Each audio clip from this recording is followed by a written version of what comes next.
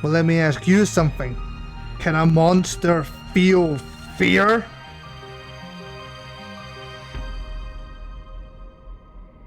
The ultimate insult is to be spared. Ooh. My god, he's going Super Saiyan fanboy New Vegas. Anyone who enjoyed the Fallout TV show will not be spared. And I'm a man who loves to play with boys. What the? No. Hello everyone and welcome back to the Brickmaker channel. Today I will be bringing you a challenge video. Can you beat Fallout New Vegas with the strongest weapon in the game? I give him the very fitting name, One Strong Boy, make him look like a nice grizzly man, and give him 1 strength. You might be wondering why. I pick explosives, medicine, and sneak, and go for skilled as one of my traits, and wild wasteland. Now this is going to be one half of 2 videos. You'll be able to watch the other video right now, as they're both being uploaded at the same time, doing the exact same challenge with the weakest weapon. And funnily enough, instead of taking a left at Prim for the weakest weapon, I'm taking a right and heading straight into the divide. If you guys have any sort of guesses to what weapon you think I'm picking up as the strongest weapon in Fallout New Vegas, please leave it down below now and see if you're right. Unfortunately at this moment I am unable to defend myself against the sentry bots, but I am able to make my way over to the commander's desk and pick up the key. The good old General Martin won't need his clothes where he is right now, and I decide to hide in a corner and wait for all the bad people to go away. The reason I'm doing that is because I need ED to open up this commissary so I can get myself through the tunnels and into the main part of the divide. I have a quick chat with Ulysses, something I'll never have again, and make my way over to the marked men camp. If you haven't got your guesses down below, get them in now, because I'm about to pick up my weapon of choice, the laser detonator. Now for any veteran Fallout New Vegas players out there, you'll know this trick. Equip the red glare, set the rocket ammo to my hotkey, and when I pull up my laser detonator, I'm able to hotkey the rocket ammo to the weapon. Not only does this give me rockets just as fast as it would shoot the laser, but because the laser detonator always has 1 out of 1, it gives me unlimited ammunition. And, more accurately, unlimited destruction. This is what I would deem the strongest weapon potentially in Fallout New Vegas. Mainly because it's not a weapon you're supposed to have. I decide to match it with potentially the best armor in the game, and start making my way out of the divide, as this is not one of those videos where I'm going to be beating all the DLC, I'm just focusing on the main story. You can see how simple it will be as I turn these coyotes into blue powder. A bigger challenge for me though was completing the Ghost Town gunfight quest, as rockets do not count as bullets. However, you can do the trick with the varmint rifle as well. That's the right idea. Look down the sight. However, this does not work on enemies, only bottles for some reason. So Joe Cobb will have to wait until I round up the gang for him to meet his fate. I tried taking out Doc Mitchell's house, but no luck. And get ready for potentially the easiest time I'm going to have during this Ghost Town gunfight quest. Easy was an understatement, as the biggest stress I had during this fight was making sure my Steam Deck didn't explode with all the different things going on. Ringo gives me a nice little bit of cash, and I send Barton Thorn off to meet his maker. I decided just for a little bit of extra fun, I'll take out the NCR correctional facility, because at this point I felt like I was a walking talking bomber. I haven't had the chance to use this weapon in a long time, as it hasn't been very fitting for many other challenge runs. But when I came up with this idea of 2 challenges at once, one with the strongest and one with the weakest, this is the only weapon I could really think of. And a little peek behind the curtain, I did do this challenge run first before I did the weakest weapon. So safe to say I was feeling pretty confident I was going to get this done in under 3 hours. I'm able to wipe out the entire hierarchy of the powder gangers in about 3 shots, and make my way through Hidden Valley to take the Black Mountain shortcut. I got this pretty sweet jump shot on this Bark Scorpion, and was able to wipe out all the centaurs around Black Mountain with relative ease. I do the nice little shindiggy glitch, and give the Nightkin sniper the biggest scare of his life. I decide that I'm going to rescue Raoul as well because it's a nice little bit of XP early in the game. And face probably my biggest challenge of the run so far, except from picking up the actual weapon, taking out Tabitha and her Nightkins. I decide that wasn't enough as I rain down pure, unadulterated hell on all the poor super mutants just minding their own business. However, I was not strong enough to take out the falling rock, as it is immortal, it is God, it is Dwayne. I arrive at the gunrunners, but I bypass it for now as I gotta go speak to Mick. I need to pick up the Naughty Nightwear as I'm planning to hit up the casinos, because right now my weapon isn't powerful enough, it can be stronger. So I immediately go to Gomorrah and get ready to hit those tables. With the Naughty Nightwear equipped, I'm now at 10 luck, and it's not a case of if I'm going to win at blackjack, it's a case of how long will it take until I get kicked out. I like to insert, the first couple hands here just so you can see that I'm doing it. And by the end, I have over 12,000 caps, and I'm picking up a Fat Man. The reason you've got to buy the Fat Man is because you need the actual weapon to be able to equip its ammo.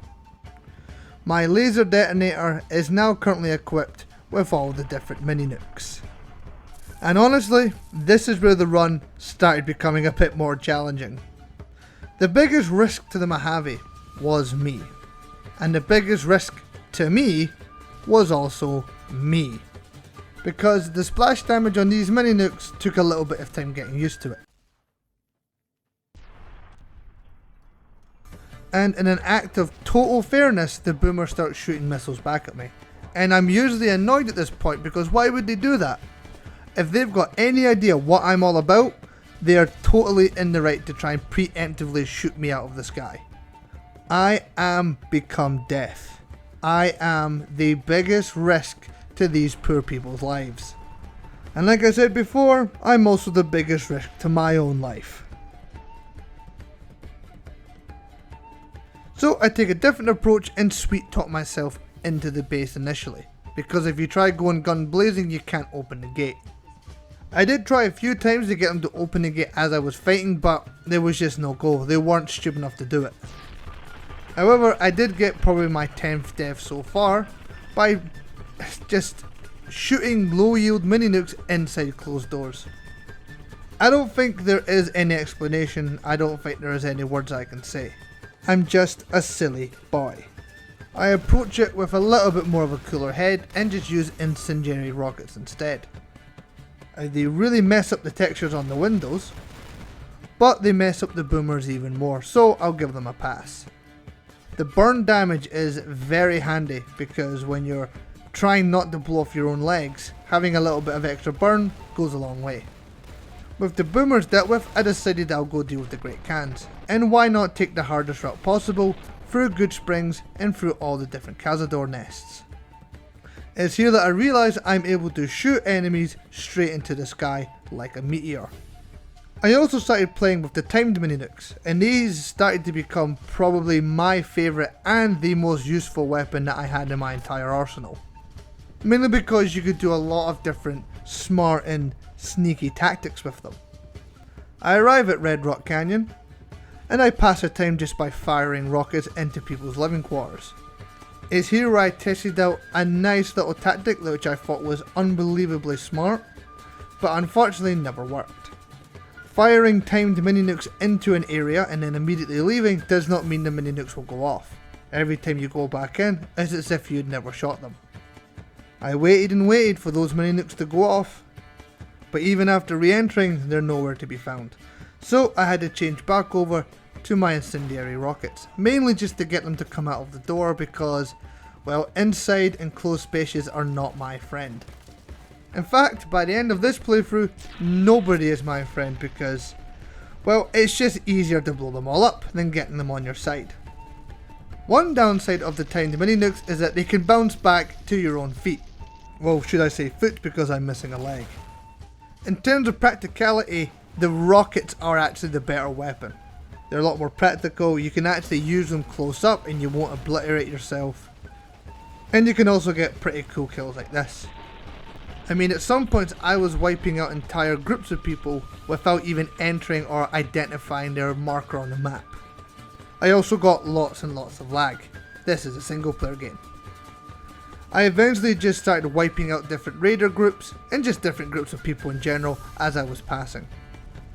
As firing 100 tiny mini nukes, just lobbing them straight into buildings and walking away was enough to usually wipe them out.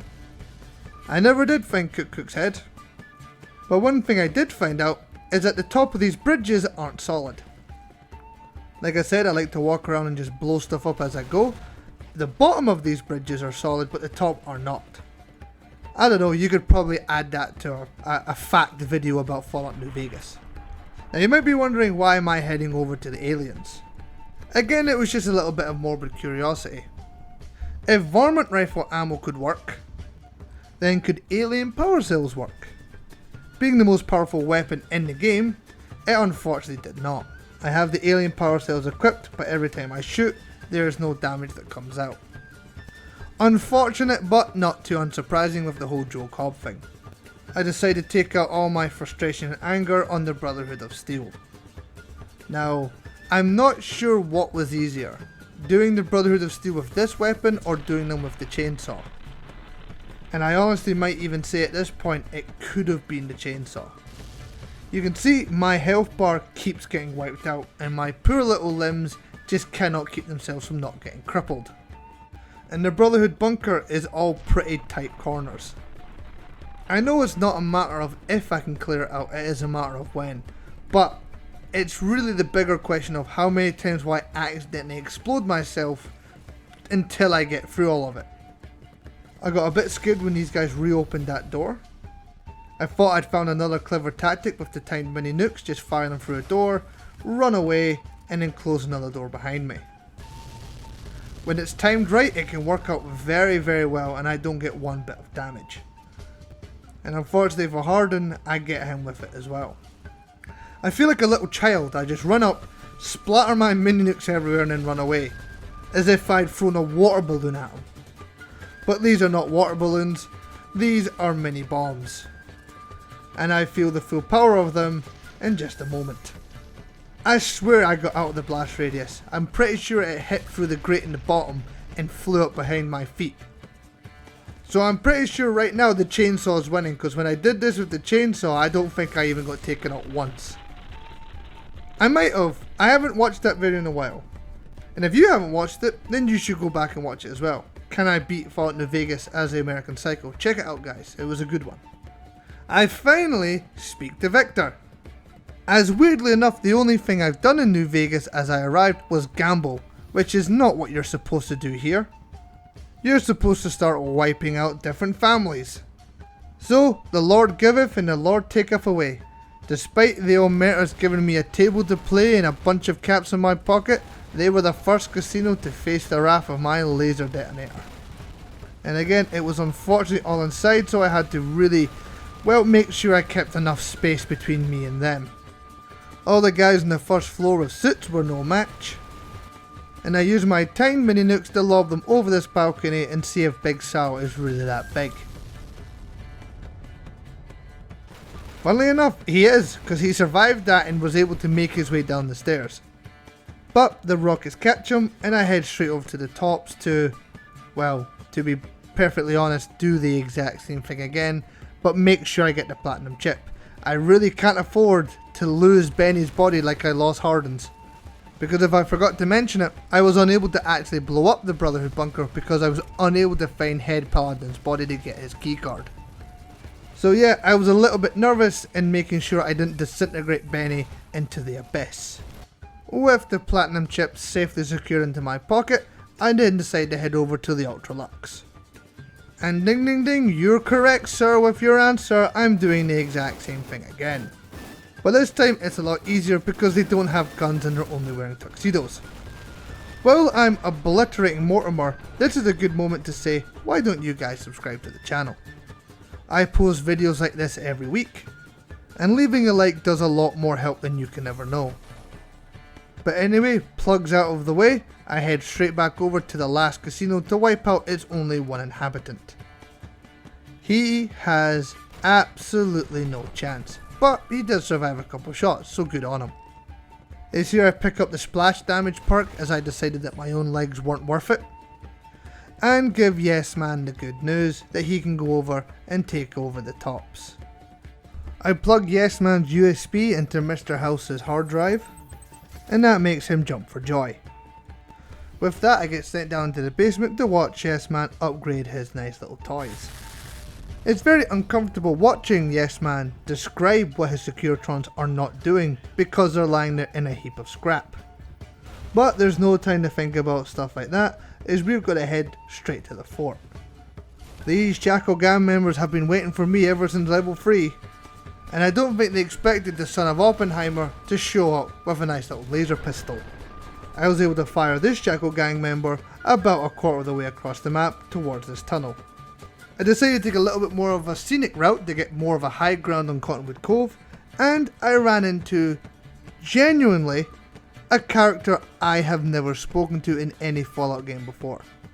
Private Reynolds has sent me over to this cave to rescue some NCR soldiers. Guys, I have played hundreds of saves of Fallout New Vegas. I have thousands of hours in this game. This is the first time I've ever done this quest. This is the first time I've ever ran into a Legion soldier called Alexis. I say I ran into him, the only thing I could find was this little bit of meat at the end, but luckily it had the storage key locked into its muscle. I rescued the NCR hostages and returned back to Private Reynolds.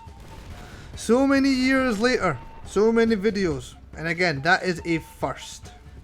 This was also a first, because I decided that instead of attacking Cottonwood Cove head on, I would stand up here and, well, commit war crimes. I feel like a god incarnate. By the time I got here, the only guy that was still alive was poor Cursor Lucullus, who just wanted to ride his poor little boat. I get onto his barge and start travelling towards the fort. And again, there's not too much to talk about here. I take a nice snook of quartz to get a nice bit of blurry vision on me, and honestly at this point I'm just trying not to cripple my own legs, as at this point it's the only real challenge that I face in this video. I do my nice little tent glitch. It's not really a glitch, I just make them all come out and entice them with my nice little cakey booty. Once they're all out, I can get them all bunched up into a nice little gaggle. A gaggle of legionaries similar to geese. If you didn't know that geese and legionary soldiers shared 98% DNA. Look at them, that is goose behaviour right there. I set up my tiny mini nukes, get a nice little bit of a view, and forget I added the splash damage perk. Oh well, 1 BK should be enough. A second one for good measure, and I've done it again. Right, this time I'm going to use the low yield ones. And that works an absolute treat.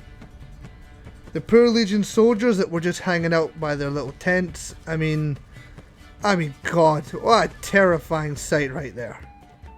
I head into the bunker, put in the platinum chip, and just watch my radiation meter as it goes up. Because watching the gameplay isn't needed. I do my nice little timed mini nuke trick again, close the door, and well, let's just hope the console's still working because I gotta put the platinum chip in there. I also decided to do something for my own curiosity. If you take out Vulpes, when you come back to Nipton, Gavin should be replacing him. However, your reputation is usually so low that he won't talk to you. So I decided to put on a Legion uniform. I was able to get all the dialogue with him done, but the second I ended that conversation, the Legion soldiers attacked me. So due to the heartbreak of Gavin betraying me, I decided to take myself out with them. With my little experiments done, I decided to head back to Yes Man to hand in all my different quests for all the different tribes. What do you mean I need more time to talk about the cans? How did I not mark Red Rocket onto the map? I was somehow able to wipe out the Great Cans without marking their area on the map. And when I decided to return, I get faced by these two bighorners, who as you can see, don't have any health, but for some reason won't go down. So I end up kamikazing and they still lived. I try it again and now the Giant Mantis is immortal.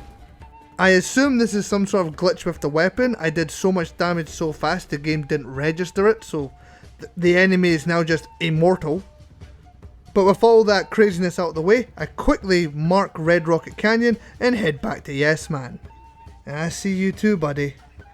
With me getting to know all the tribes, I head over to the El Dorado substation, destroy my reputation with the NCR, and power it up for Yes Man. With all the boxes ticked, the only last thing to do is to assault the dam. And assault the dam I did. I mean, who needed the Boomer's Bomber when, well, I've got the BK, the Burger King rounds.